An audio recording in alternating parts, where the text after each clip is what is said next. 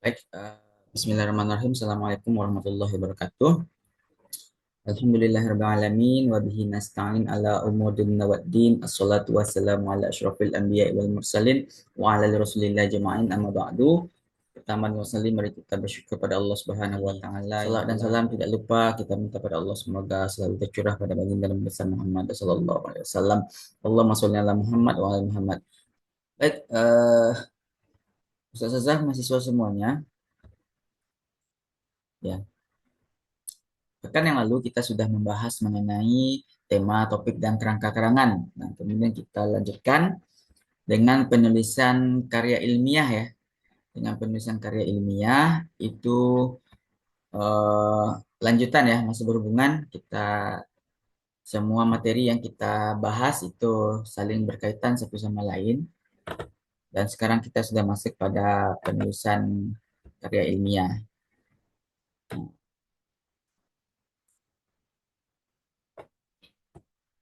Oke. Pertama kita lihat hakikat karya ilmiah, Ustazah. Karya ilmiah itu suatu karya ya atau suatu tulisan yang memuat dan mengkaji suatu masalah tertentu ya menggunakan kaidah-kaidah keilmuan ya kan menggunakan kaidah-kaidah keilmuan. Nah, artinya apa? Artinya Ustaz dan mahasiswa semuanya itu mengkaji ya suatu masalah dengan bidang ilmu atau kaidah-kaidah pengetahuan. Artinya karya ilmiah itu berisi kajian masalah berdasarkan ilmu pengetahuan yang menyajikan fakta umum dan ditulis menurut metodologi penulisan yang baik dan benar. Nah, kemudian kesimpulan dari definisi ini, karya tulis yang disusun secara ilmiah ya, karena kita di bidang akademis dan formal, maka disusun secara ilmiah yang menyajikan gagasan, deskripsi atau pemecahan masalah secara sistematis dan disajikan secara objektif, jujur menggunakan bahasa baku serta didukung oleh fakta, teori dan bukti-bukti empirik. Nah, jadi karya ilmiah itu intinya seperti itu ya, Ustazah. Kita di dalam menulis karya ilmiah, utamanya kita membutuhkan informasi pendukung ya, membutuhkan informasi pendukung atau referensi-referensi yang menyajikan fakta, teori, kemudian bukti-bukti empiriknya, sehingga tulisan yang kita tulis itu kuat ya kuat dan tidak menyajikan informasi yang salah ataupun keliru bagi pembaca. Kemudian ada langkah-langkah ya ataupun metode menyusun atau menulis karya ilmiah. Pertama kita menemukan masalah terlebih dahulu. Nah, jadi utamanya memang menemukan masalah ya. Namun apa ya? Namun secara keseluruhan dia tidak selalu berbentuk masalah. Mungkin kita hanya ingin mengkaji atau ingin melihat ya. Kita hanya ingin melihat misalnya tipe-tipe ya contohnya dalam bahasa Indonesia atau dalam ilmu linguistik ya. Contohnya seperti ini. Tipe-tipe dan fungsi ya bahasa kiasan dalam peribahasa Minangkabau misalnya. Nah, itu kan kita hanya mendeskripsikan tipe apa saja yang ada. Ya kan? Tipe apa saja yang ada. Tipe bahasa kiasan apa saja yang ada. Berarti bahasa kiasan tentu teorinya kita ambil dari apakah dari buku, dari artikel ya, ataupun dari referensi-referensi yang sudah jelas ya, sudah jelas ahlinya. Kemudian dua merumuskan hipotesis. Nah, hipotesis ini bersifat opsional ya.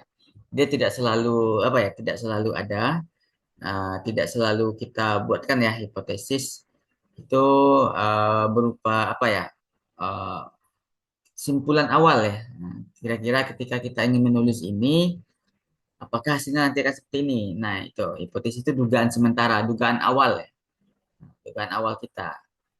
Kemudian yang ketiga mengumpulkan dan menganalisis data.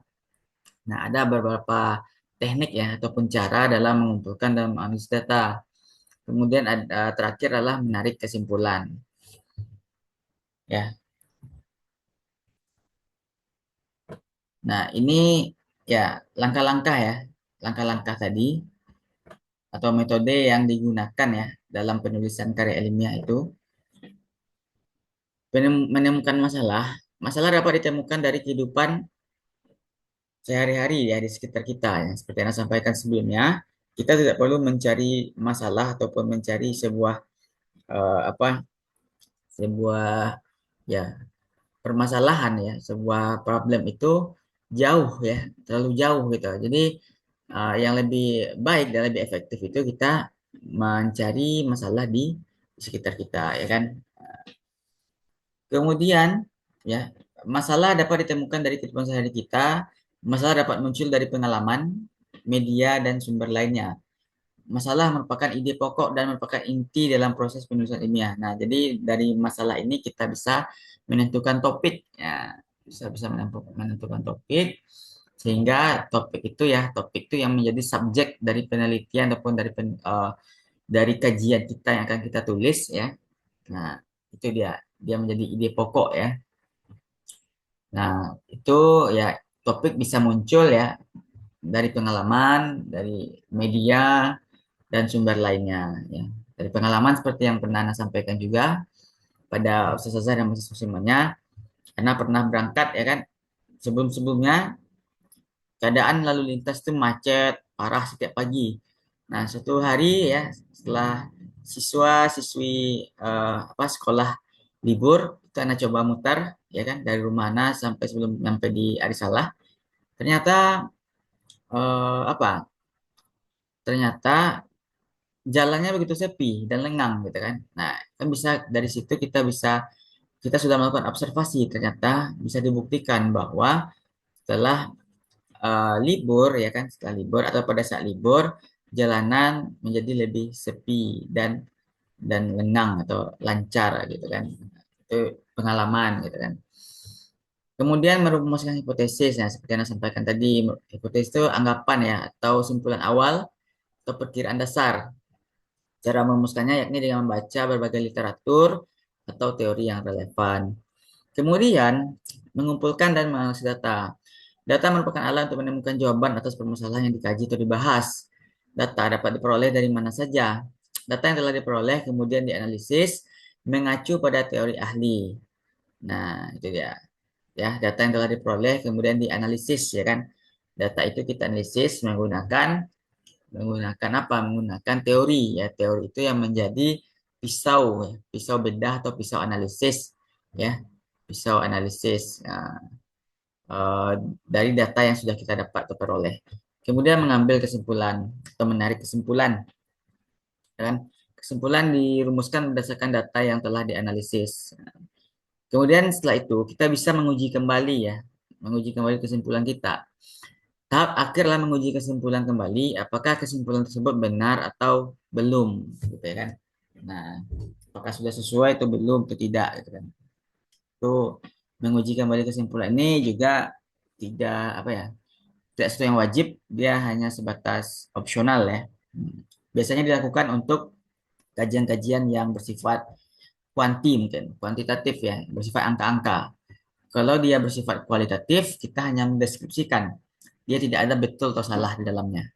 Ya, kecuali kita salah dalam menggunakan metode ya kan, salah dalam menggunakan metode penelitian atau metode kajian atau salah dalam menggunakan teori, mungkin akan timbul timbul kesalahan hasil ya, kesalahan hasil, hasil analisis. Baik, kita lanjutkan. Tahapan penulisan ilmiah. Nah, kita masuk pada tahapan penulisan ilmiah ya. Oke, pertama itu tahapan persiapan ya. Setidaknya ada 4 tahapan persiapan penulisan ilmiah. Pertama, kita menemukan masalah atau mengajukan masalah yang akan dibahas. Nah, di dalamnya itu kita masukkan latar belakang, identifikasi masalah, batasan masalah, dan rumusan masalah. Kemudian yang kedua, kita kembangkan kerangka pemikiran berupa kajian teoritis, ya kan? Kita kembangkan kerangka pemikiran, berarti kerangka pemikiran atau outline berarti ya. Nah, outline-nya berupa kajian teoritis, berarti kita harus membuat statement-statement atau pernyataan-pernyataan atau argumen-argumen itu berdasarkan teori yang ada ya, baik itu dari uh, artikel, buku ya kan, baik itu dari video mungkin ada juga ya sebagai referensinya ya kan. Kemudian yang ketiga, mengajukan hipotesis atau dugaan sementara atas kajian yang dilakukan. Yang keempat, metodologi mencakup berbagai teknik yang dilakukan dalam pengambilan dan penganalisan data. Nah, ini biasanya kan nanti kita lihat lagi di bawah ya. Itu ada mulai dari jenis ya kan. jenis jenis penelitian mungkin atau kajiannya gitu kan. Kemudian ada sumber data dan sumber data, kemudian ada instrumennya, kemudian ada mungkin termasuk populasi sampel ya. Itu mungkin lebih lengkap atau lebih lanjutnya kita pelajari nanti di mata kuliah metodologi penelitian ya kan. Kemudian apalagi ada teknik pengumpulan data, teknik analisis data, dan teknik penyajian data gitu ya.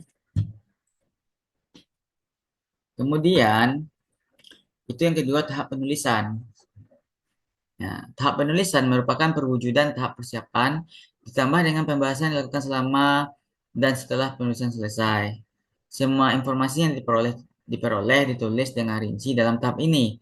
Banyak penulis terkadang kesulitan mengembangkan konsep awal tulisannya sehingga terjadilah kemacetan dalam menulis. Nah, ini dia tahap penulisan. Ya kan, tahap penulisan merupakan perwujudan tahap persiapan.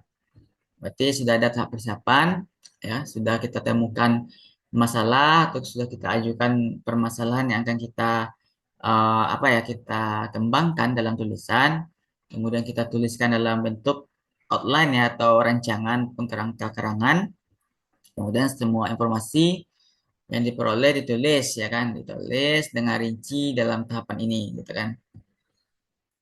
Nah, banyak penulis terkadang kesulitan mengembangkan soal tulisan sehingga terjadi kemacetan dalam menulis. Nah, itu disebabkan oleh apa? Disebabkan oleh pertama dia tidak apa ya, tidak melakukan penulisan outline ya atau kerangka-kerangan ya kan. Nah, sehingga dia kesulitan, sehingga stuck, sehingga dia libur dalam menulis. Kemudian ada tahap penyuntingan. Penyuntingan biasanya kita sebut dengan istilah editing ya kan. Nah, tahap penyuntingan atau tahap editing ya, atau tahap revisi mungkin. Pertama, melengkapi kekurangan. Nah, kita bisa melengkapi kekurangan nantinya ya. Setelah kajian kita selesai, kalau kita membuat makalah, biasanya yang akan memberikan revisi itu kan adalah dosen, misalnya kan. Kalau kita membuat skripsi, itu yang akan menjadi apa? Menjadi ya, yang akan merevisi ya atau menjadi editornya itu kan adalah dosen juga, dosen pembimbing atau dosen penguji.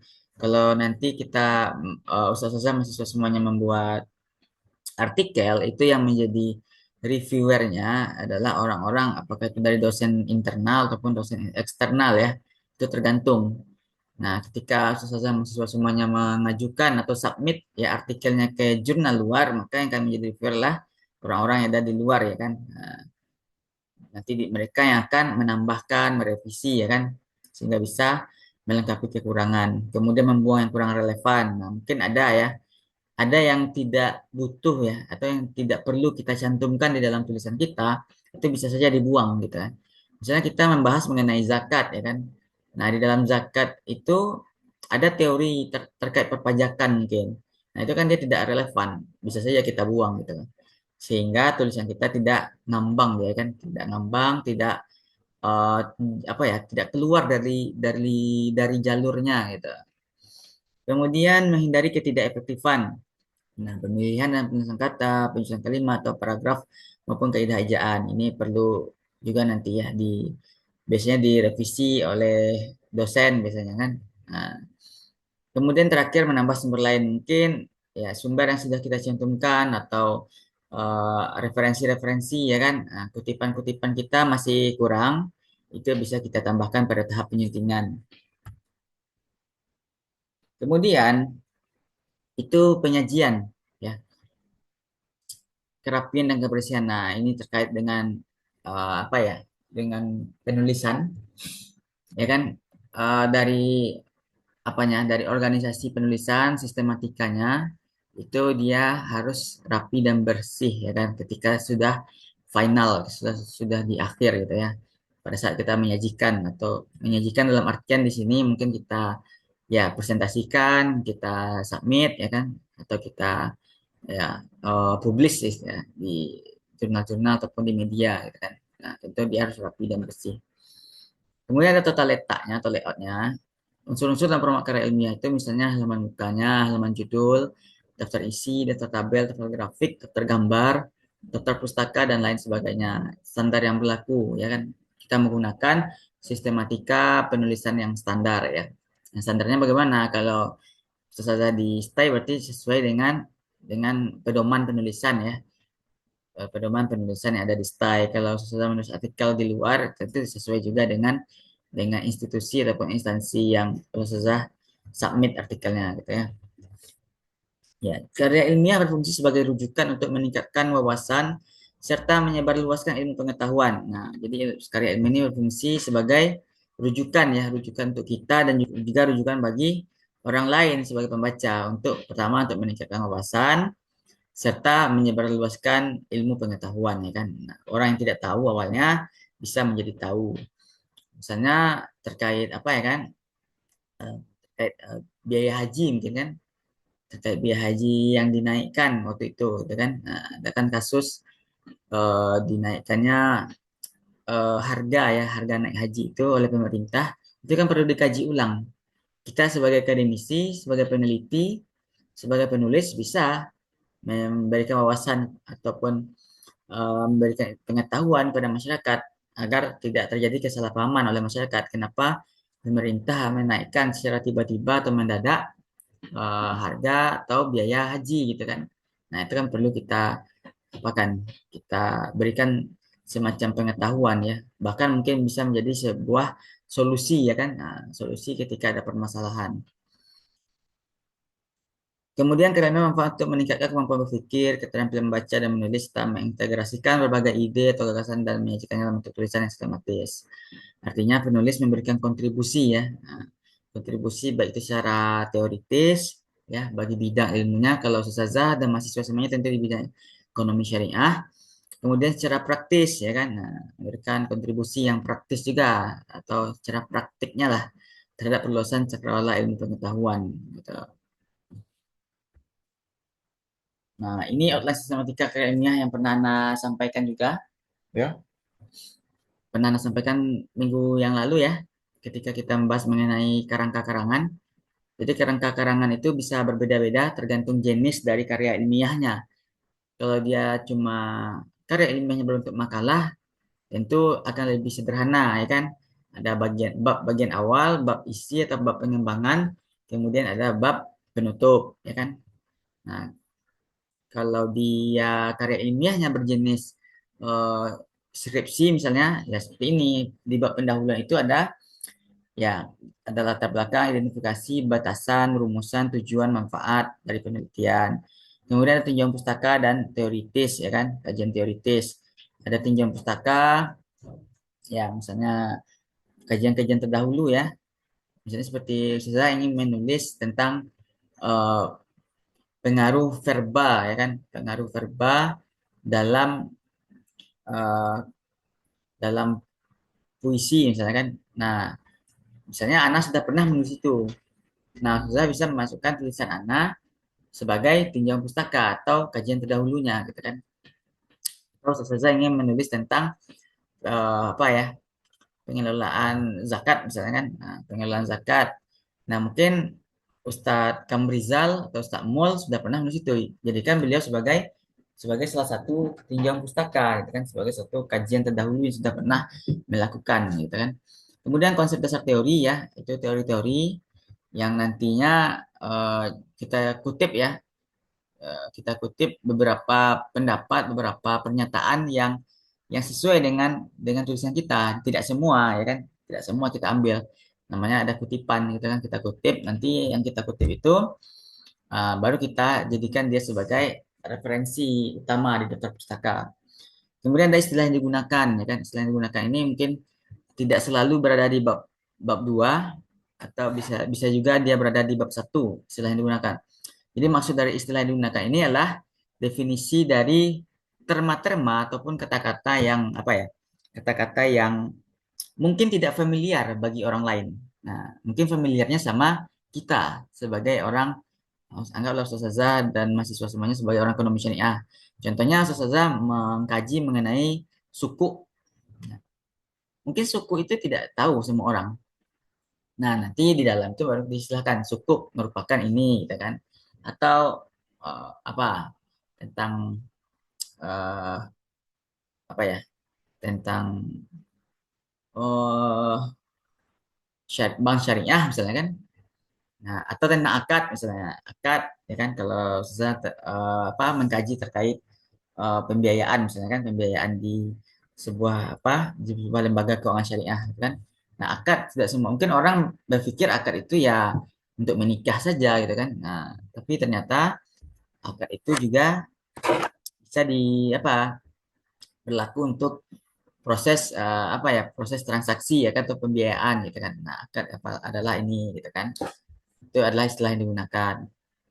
Kemudian alur penelitian ini semacam diagram dia. Nah, diagram itu mulai dari apanya kan? Anggaplah dari judulnya kita buat, kemudian judul itu kita pecah dia kan. Dia diturunkan ini, kemudian turun lagi, kemudian dianalisis, di bawahnya kesimpulan seperti itu. Nah, jadi eh, ya lebih kurang seperti itu untuk alur penelitian.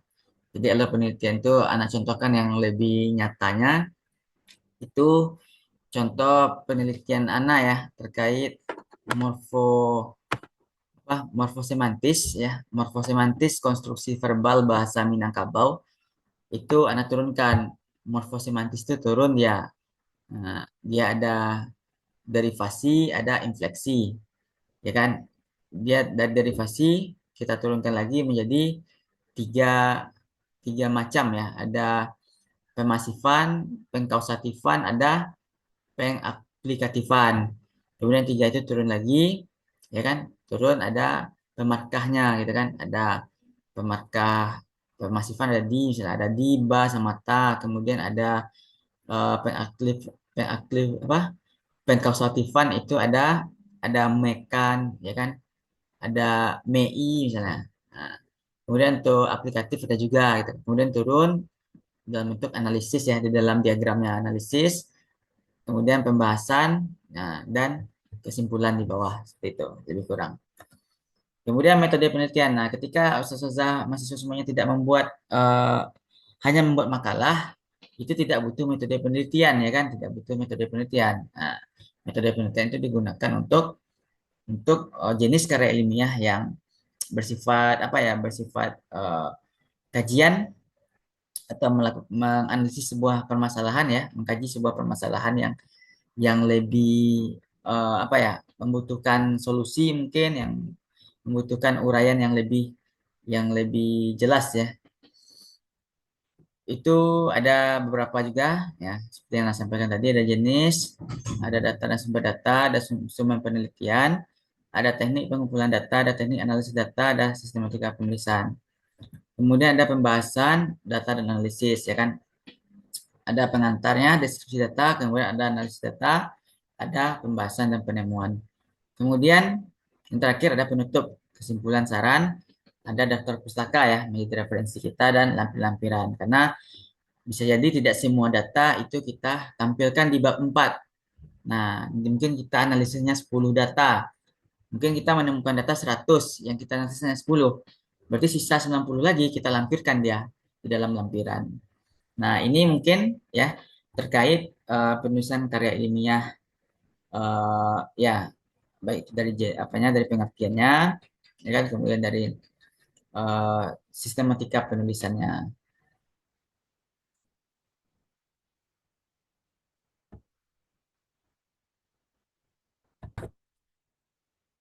Nah, kemudian kita tambahkan sedikit ya terkait penulisan karya ilmiah.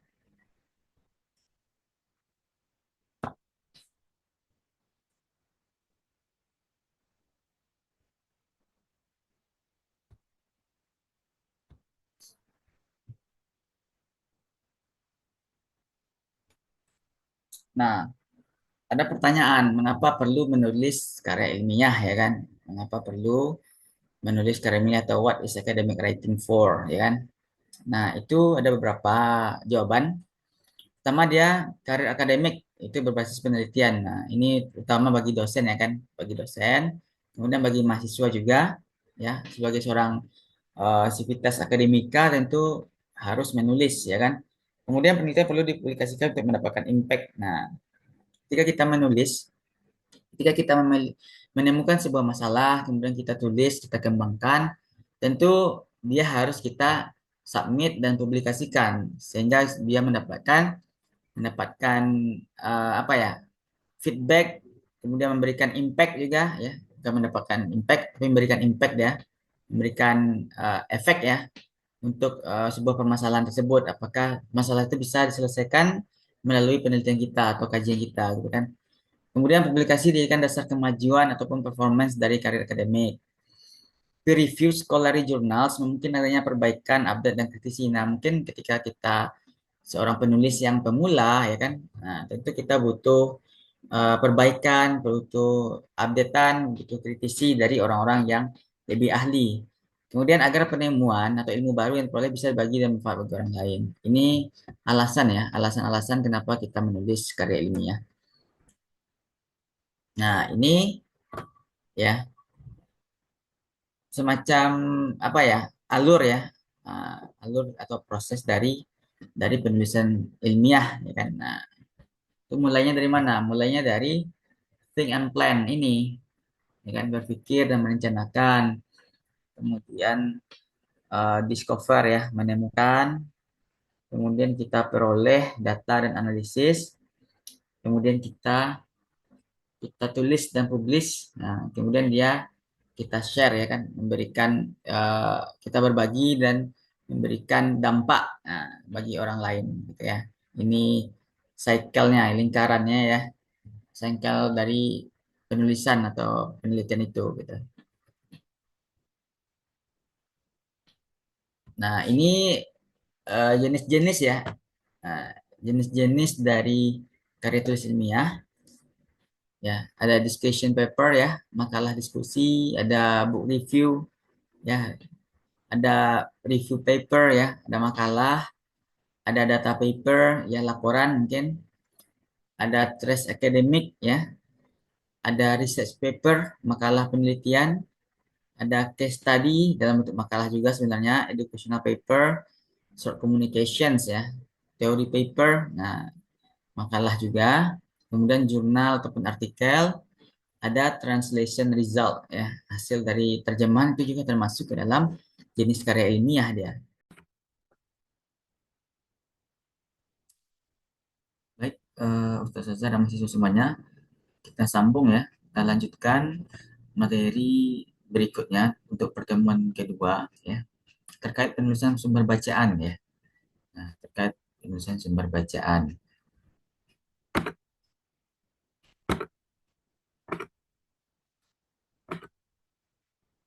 Nah, penulisan sumber bacaan ini itu berupa apa ya? Berupa ada kutipan ya, kemudian ada penulisan rujukan ya, kemudian nanti penulisan daftar pustaka. Secara apa ya? Secara umum untuk penulisan sumber bacaan ini ya, untuk saat sekarang ini ya, di era sekarang itu sudah menggunakan aplikasi yang namanya itu ada Mendeley ataupun Zotero. Ya, namun untuk informasi ya atau wawasan bagi kita semua tentu tidak masalah ya kita sampaikan terkait beberapa mungkin cara ataupun manfaat ya, yang tradisionalnya juga gitu ya. Ya, tujuan penulisan sumber bacaan itu menurut Utoro Dewo tahun 2003, ia menegaskan bahwa tujuan penulisan sumber bacaan itu untuk menegaskan isi uraian. Yang kedua, membuktikan kebenaran dari sebuah pernyataan yang dibuat oleh penulis, memperlihatkan kepada pembaca materi teori yang digunakan penulis, mengkaji interpretasi penulis terhadap bahan bacaan yang digunakan, kemudian menunjukkan bagian atau aspek topik yang dibahas, serta yang terakhir yang paling penting itu mencegah terjadinya plagiat. Ini tujuan kita menuliskan sumber bacaan ya, menuliskan sumber bacaan atau informasi pendukung dari atau dalam tulisan atau karangan kita. Kemudian penelusuran sumber bacaan. Bagaimana cara kita memperoleh sumber bacaan? Ya, definisinya itu suatu proses untuk memperoleh bahan-bahan yang diperlukan dalam menulis karya ilmiah. Ya, penulisan sumber bacaan itu artinya proses kita sebagai penulis atau sebagai author atau sebagai peneliti ya atau sebagai pengkaji itu untuk memperoleh bahan-bahan yang diperlukan dalam menulis karya ilmiah, ya kan? Nah, misalnya kemarin kita menulis terkait apa ya? Terkait zakat ya, kalau tidak salah kemarin.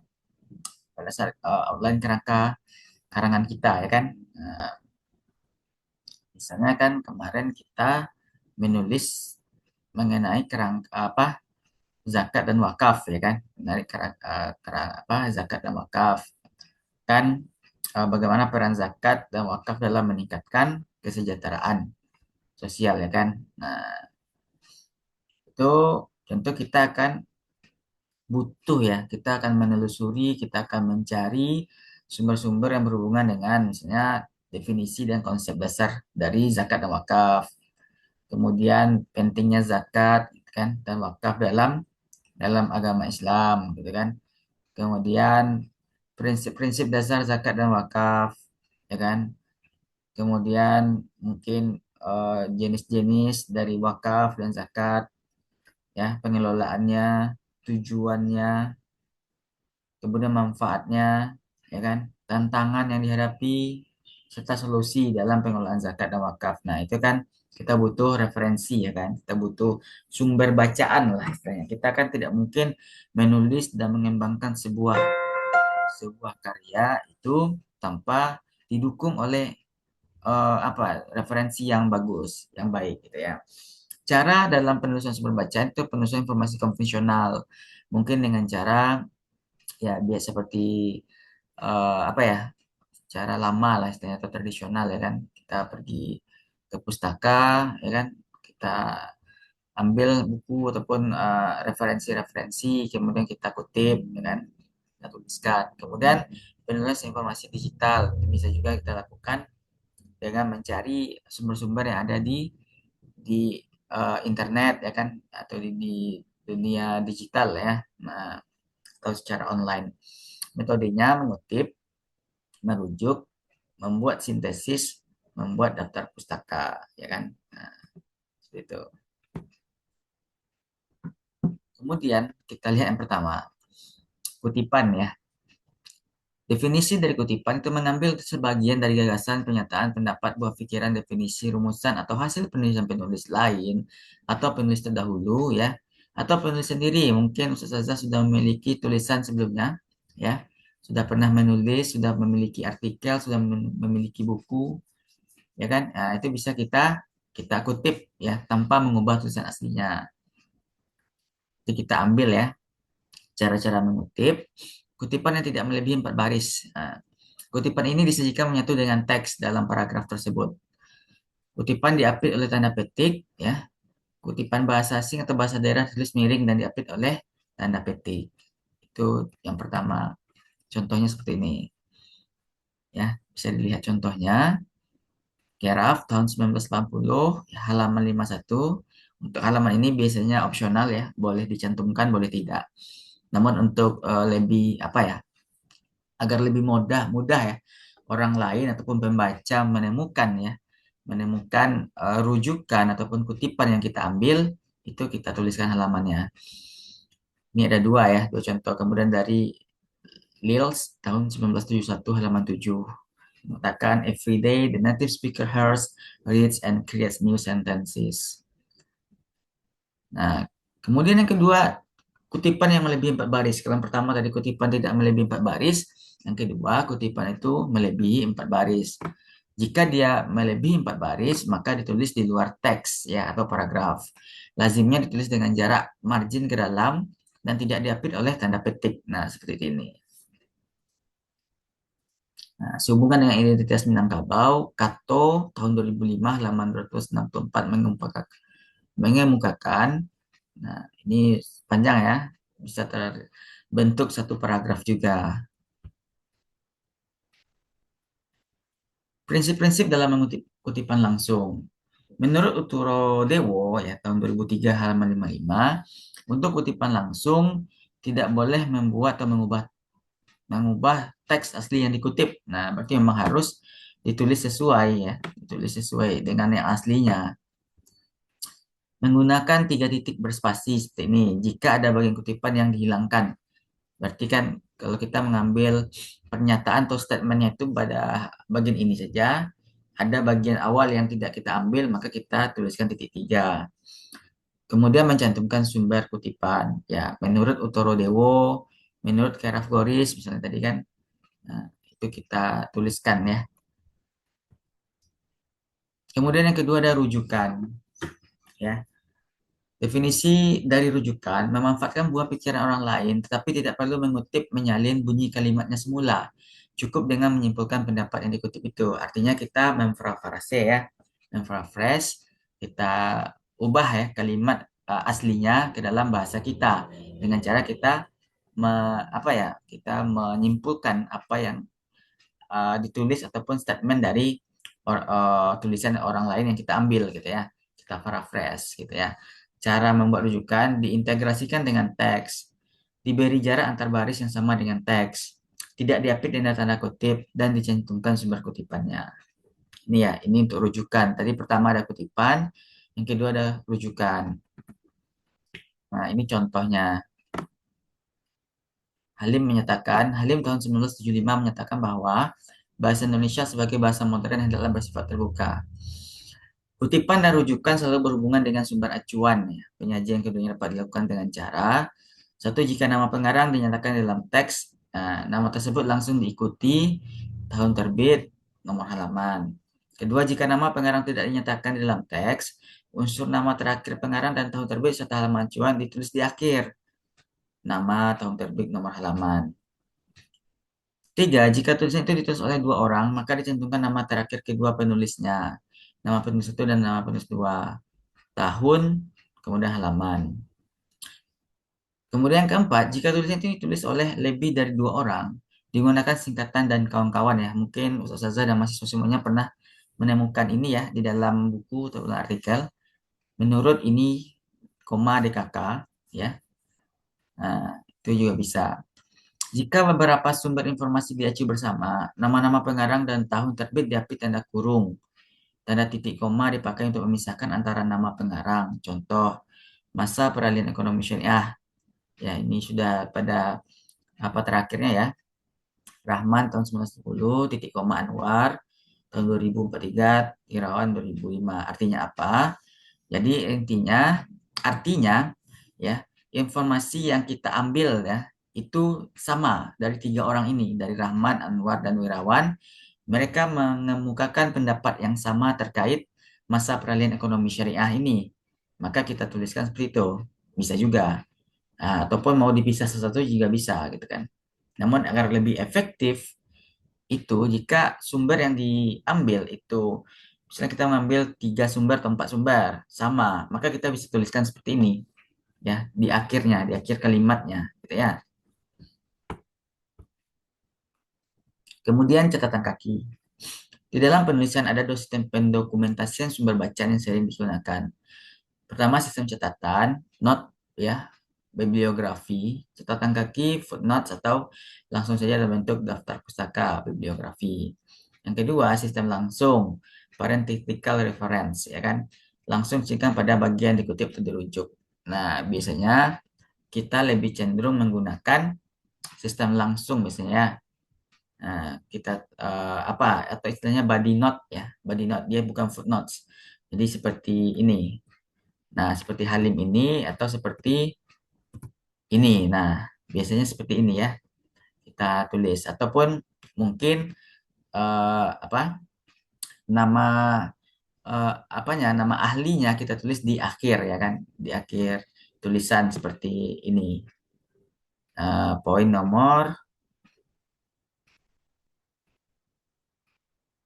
2 ya atau nomor 5 bisa dicontoh ya. Nah,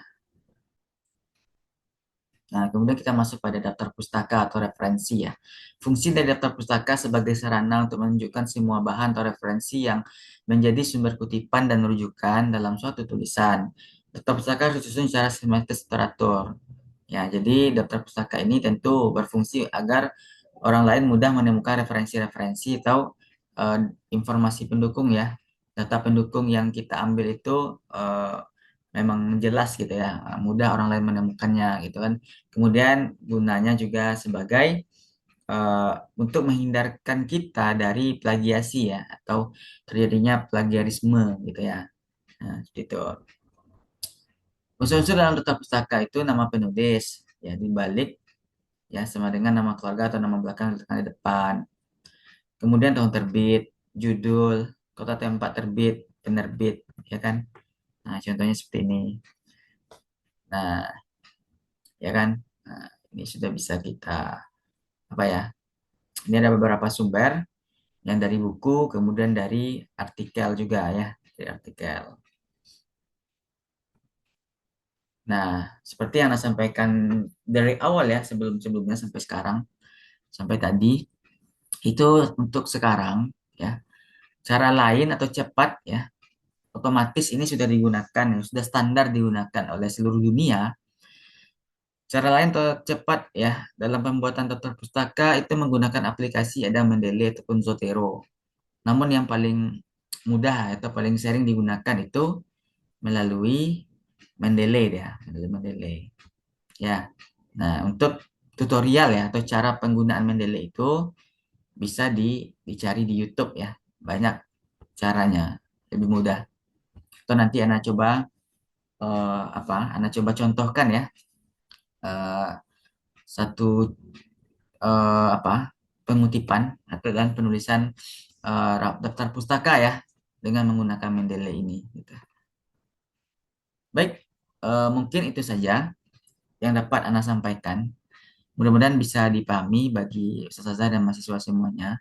Ini dua pertemuan sekaligus ya. Jadi semoga bisa ditonton video yang Anda buat ini dan dipahami. Jika ada yang ragu dan ingin didiskusikan, boleh ustazah dan mahasiswa semuanya bertanya di WA group ya. Baik, untuk Untuk contoh dari penggunaan Mendeley nanti Anda coba share juga ya. Demikian saja. Terima kasih banyak. Mohon maaf atas kekurangan dan kekhilafan. Barakallahu fikum. Alhamdulillah Rabbil Alamin. Assalamualaikum warahmatullahi wabarakatuh.